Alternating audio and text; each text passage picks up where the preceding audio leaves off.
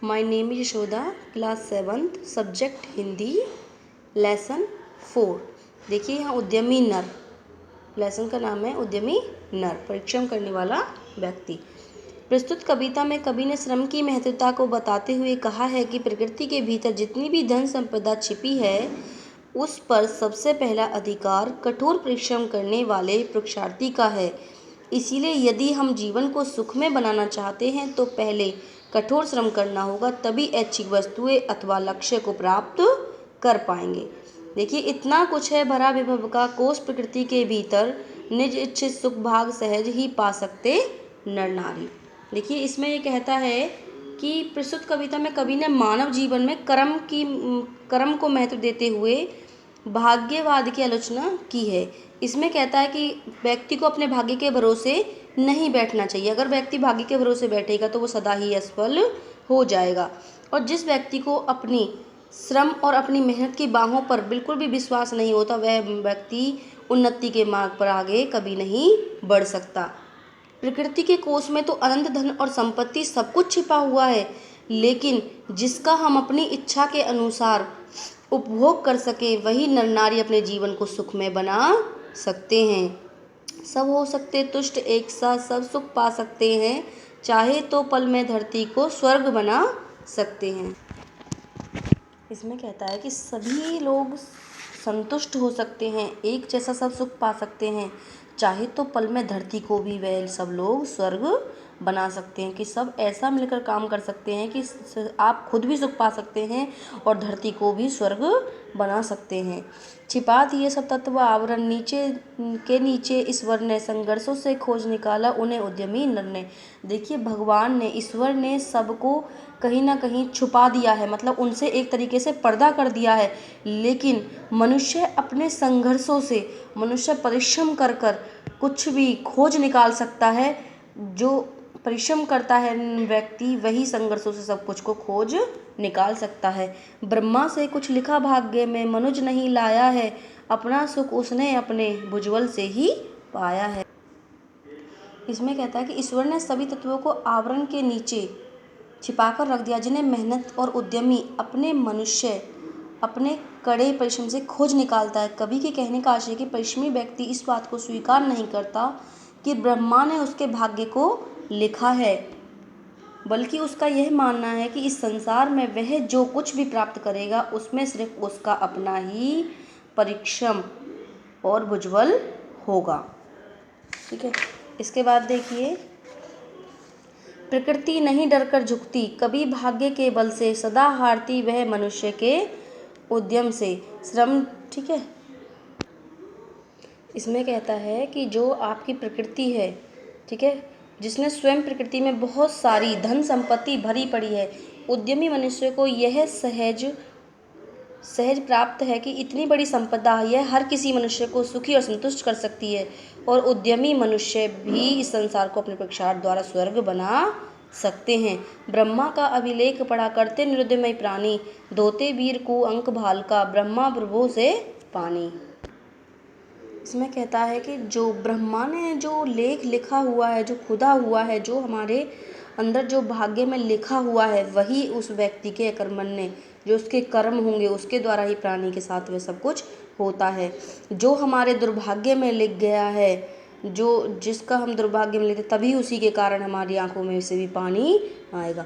भाग्यवाद आवरण पाप का और शस्त्र शोषण का, जिससे रखता दबा एक जन भाग दूसरे जन का। पूछो किसी भाग्यवादी से, यदि विधि अंक प्रबल है पद पर क्यों देती ने स्वयं वसुधा निज रतन उगल। कवि कहता है कि ईश्वर ने सारी सुख संपत्ति के साधन धरती के अंदर छिपा दिए हैं, यह संपत्ति को केवल उद्यमी नर ही खोज सकता है।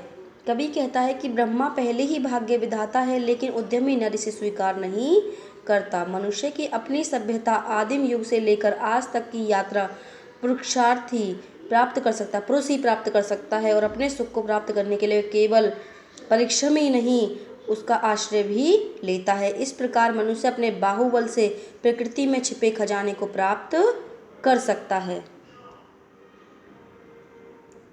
उपजाता क्यों विभव प्रकृति शीश वह जल से, क्यों न उठा लेता निसंचित कोष भाग्य के बल से।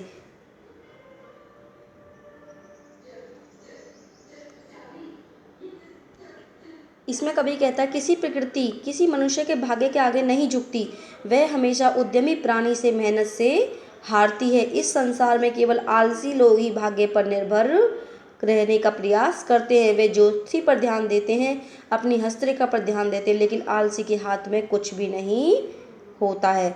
और उद्यमी वे पुरुषार्थी मनुष्य अपने परिश्रम के बल पर सारा कुछ खोज लेते हैं। ठीक है।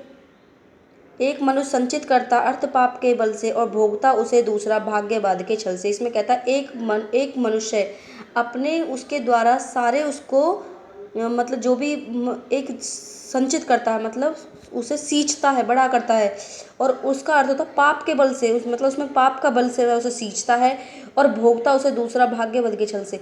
जैसे भी भाग्य में लिखा होता है उसे भोगने वाला या छल से कपट से उसे दूसरा ही प्राणी भोगता है। नर समाज का भाग्य एक है, वह श्रम वह भुजबल है, जिसके सम्मुख झुकी हुई पृथ्वी विनित नव तल है। देखिए इसमें वह यही कहता है कि जो एक आलसी मनुष्य होता है अपने पाप के कर्म द्वारा हाथ द्वारा संचित करता है और भाग्यवत छल से अन्य मनुष्य का शोषण करता है और पाप कर्म का लाभ उठाता है।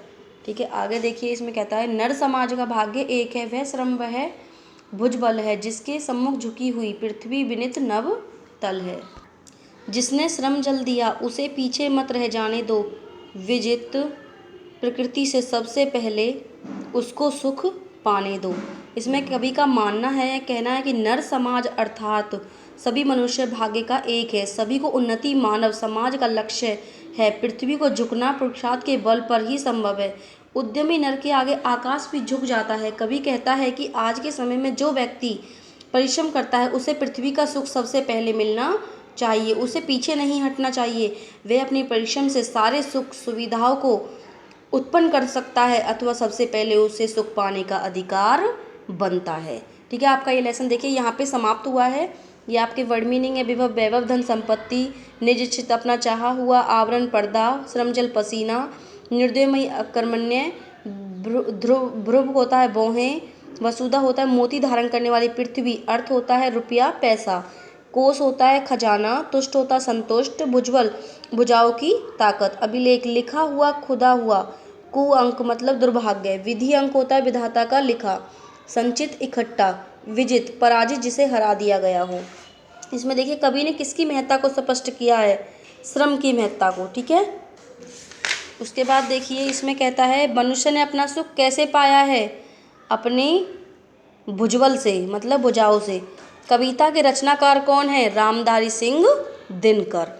ये कुछ कविता की पंक्तियां हैं, इनको आपको पूर्ण करना है। ठीक है, ये क्वेश्चन आंसर हैं, इनको मैं आपको राइट करके दूंगी। ठीक है, क्या आपका लेसन हुआ फिनिश।